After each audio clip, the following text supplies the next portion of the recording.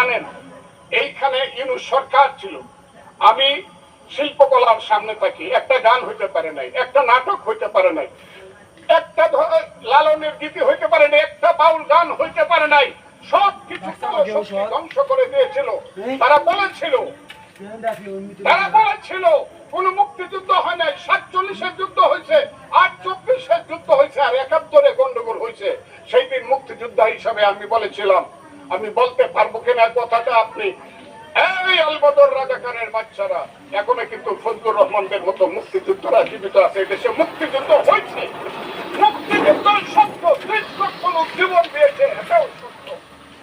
এই যুদ্ধের মধ্য দিয়ে আমরা সেদিন তাদের সঙ্গে যুদ্ধ করেছি। আমার বাড়ির সামনে মব হয়েছে আমাকে হত্যা করার জন্য।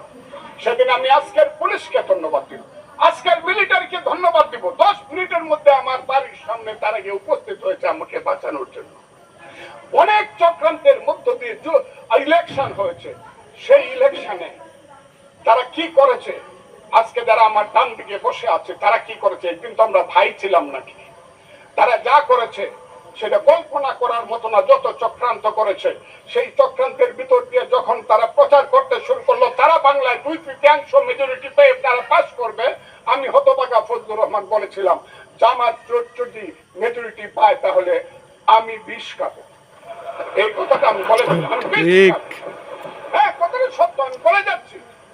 এবং তারা কোনোদিন যুদ্ধে জয়লাভ করতে পারে না, রাজনৈতিক যুদ্ধে, কারণ তাদের পূর্বপুরুষ বাংলাদেশ চায় নাই। বাংলাদেশ যদি থাকে, এই বাংলায় শুধু বেলিচা মিলে আর 2 ফুল ফুটে না, এদেশে রক্ত গোলাপ রক্ত জবা ফুটে, এদেশের জঙ্গলে শুধু কোকিল ডাকে না, এদেশের জঙ্গলে রয়্যাল বেঙ্গল টাইগারও থাকে।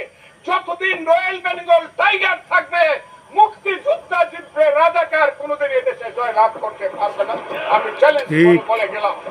আমি আজকে আপনাদের সামনে আরো কিছু বলতাম, কিন্তু আমি টাইমটা দেখতেছি, আরেকটা কথা বলতে চাই।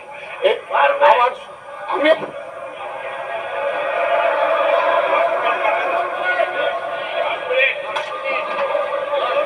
আমাকে 5 মিনিট সময় দেন, আমি শেষ করে ফেলবো। আমি আজকে আপনার সামনে শুধু বলতে এসেছি, মাননীয় সদস্য আরো 3 মিনিট দেওয়া হলো। আমি বলতে এসেছি, হ্যাঁ আমার বক্তব্যের পরে বলবে আমরা কি মুক্তিযুদ্ধ করে নাই, যেমন বিরোধী দলের নেতা বলেন তাকে আমরা অপমান করি না, সবসময় মাননীয় বলে কথা বলি, কিন্তু উনার দলের লোকজন এখানে বসে আছে, তারা আমাকে ফজা পাগলা বলে কথা বলে। উনি চিন্তা করেন তারা নাকি সভ্য, তারা নাকি ইসলাম। এবং উনি যে বলতেছে, ওদিন বললো যে আমার দাড়ি পাকা, আমার চোখের সমস্ত পাকা, উনি আমার চেয়ে 10 বছরের ছোট, আমার বয়স 78 বছর, আমি 48 সনে জন্মগ্রহণ করেছি, উনি 58 সনে জন্মগ্রহণ করেছে। সদস্য, আমি ওনাকে, আপনাকে কেউ এই ধরনের উক্তি করেছে আপনার সম্বন্ধে? এরকম তো সংসদে কেউ বলে নাই তো।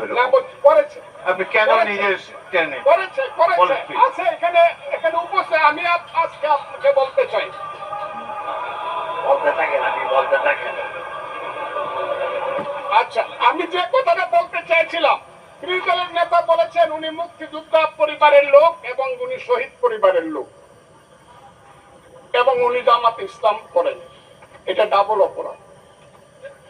মুক্তিযোদ্ধা পরিবারের লোক কেউ জামাত করতে পারে না, আর শহীদ পরিবারের লোক, মাননীয় সদস্যবৃন্দ ওনাকে বলতে দেন।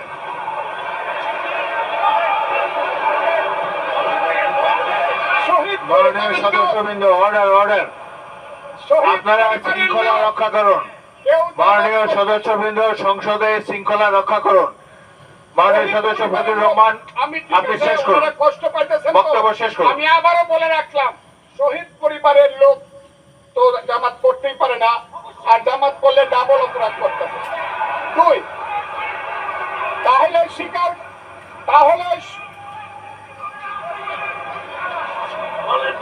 আমি আপনাদেরকে বলি, মাননীয় সদস্যবৃন্দ, আমি এক সেকেন্ড মাননীয় সদস্য ফজলুর রহমান, বসেন।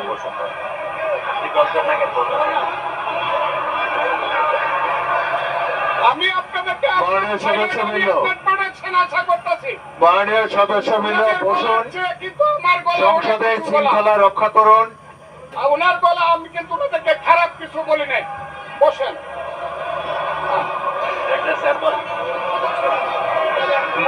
মাননীয় সদস্য ফজলুর রহমান, মাননীয় সদস্য ফজলুর রহমান, আপনি একটু অপেক্ষা করুন। মাননীয় সদস্যবৃন্দ, আমি Kazi Nazrul Islam, please sit down, please sit down, আমি বলছি প্লিজ সিট ডাউন। এই যে দেখেন তারা কও ফজল ভাই বসো, বসাও ফজু পাগলো বসাও। জামাতের তেনা তেনা করে দিল। কি ধরনের আচরণ করছে। আচ্ছা আজকে তাদেরকে মাননীয় সদস্যবৃন্দ, তাদেরকে আমি মাননীয় সদস্যবৃন্দ, একটু মনোযোগ দিয়ে আমার কথাটি শোনার চেষ্টা করুন। একটা কথা আপনারা মনোযোগ দিয়ে শুনেন। সংসদে প্রত্যেক সদস্যের ফজলুর রহমান, একটু ওয়েট করেন, একটু ওয়েট করেন। মাননীয় সদস্য ফজলুর রহমান ওয়েট করেন। Hold on for a second, একটু অপেক্ষা করুন।